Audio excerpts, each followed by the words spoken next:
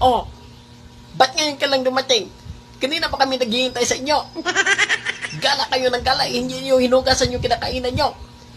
Dami na kumakamang namin dito, kinakamangan na kami ng ukok, daga. Tinitilapan na rin kami ng pusa at saka aso. Ang dumi-dumi nyo, yak, nakakadiri kayo. Kain kayo ng kain, kuha kayo ng kuha ng plato, hindi kayo marunong maghugas. Nilagyan nyo pa kami ng mga silupin dito. Yan sikip-sikip na nga yung nilalagyan namin. Hirap kami maghinga-hinga dito sa loob ng nilalagyan nyo. Grabe kayo ha. Mukha lang yung marinis sa inyo. Hindi kayo marunong maglinis dito sa bahay nyo. Pati yung kusina dito, ang damak-damak nyo. Pati yung pinggan. Pati na kami, nadadamay na kami sa dumihan nyo. Yak, yak. Kung pwede pala kami makapunta dun sa tubig, kami na lang yung maghuhugas sa sarili namin. Dahil gusto namin fresh na fresh kami, hindi kami gustong madumi.